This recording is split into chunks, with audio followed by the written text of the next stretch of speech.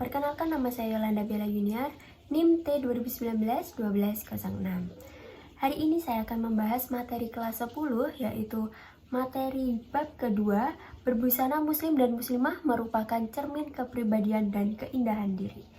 Adapun tujuan pembelajarannya yaitu memahami makna aurat, yang kedua memahami dalil-dalil menutup aurat, yang ketiga memahami makna berbusana muslim dan muslimah, dan yang keempat menunjukkan perilaku berbusana muslim dan muslimah. Nah, sebelum lanjut ke pembelajaran, marilah kita membaca doa terlebih dahulu.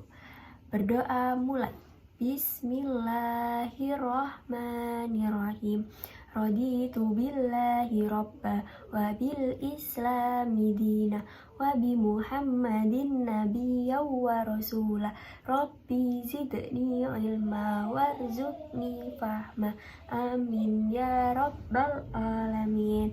Baiklah, untuk melanjutkan ke video berikutnya, jangan lupa klik tombol like, comment, and subscribe dulu ya. Terima kasih.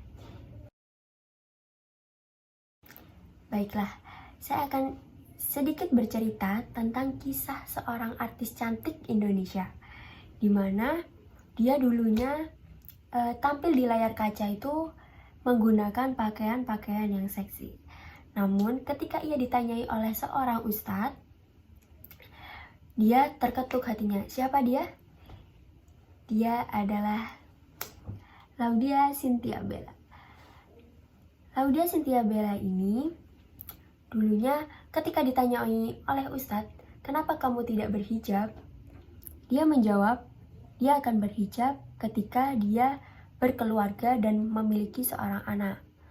Nah, namun si ustadz ini menjawab, kamu kok ngatur Tuhan? Kalau umurmu nggak sampai di sana bagaimana? Kemudian Laudya Chintya Bella ini berpikir keras dan akhirnya terketuk hatinya dan kemudian mau menggunakan hijab. Tren berbusana muslimah dalam kalangan perempuan Indonesia menjadi fenomena yang membahagiakan. Karena apa? Karena berbeda dengan kondisi sebelum-sebelumnya. Fenomena ini merupakan dampak positif dari para artis atau public figure yang menyadari bahwa pentingnya melaksanakan ajaran Islam, yaitu menutup aurat. Namun, jika berbusana muslimah hanya dikarenakan tren, bukan dikarenakan kesadaran keagamaan, dikhawatirkan akan mencederakan syariat Islam itu sendiri. Karena dapat kita jumpai banyak perempuan-perempuan Indonesia yang sudah berjilbab, namun dia masih pacaran. Dia bergoncangan dengan lawan jenis dengan mesra dan lain sebagainya.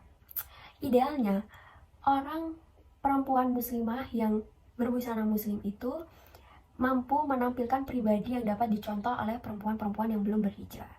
Oke, kemudian kita akan masuk ke inti pembelajarannya.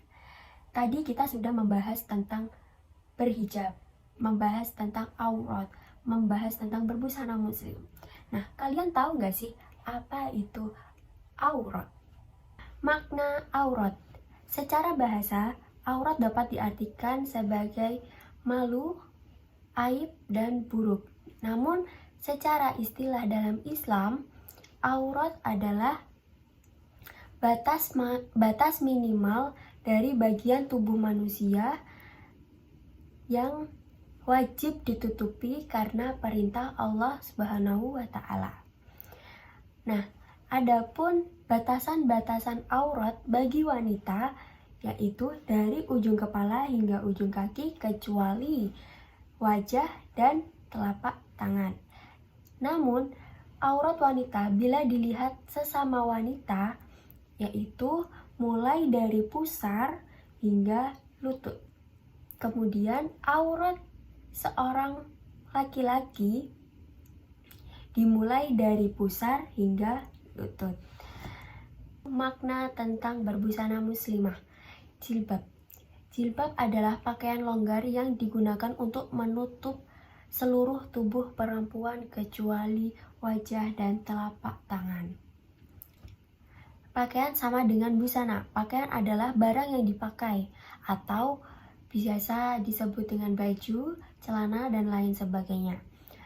Jadi busana muslimah yaitu dapat diartikan sebagai pakaian wanita yang dapat menutupi seluruh aurat wanita yang diwajibkan agama untuk menutupinya guna kemaslahatan dan kebaikan wanita itu sendiri dan juga kebaikan masyarakat dimanapun ia berada. Dalil menutup aurat. Dalil menutup aurat ini ada 3, yaitu yang pertama Al-Quran Surat Al-Ahzab ayat 59,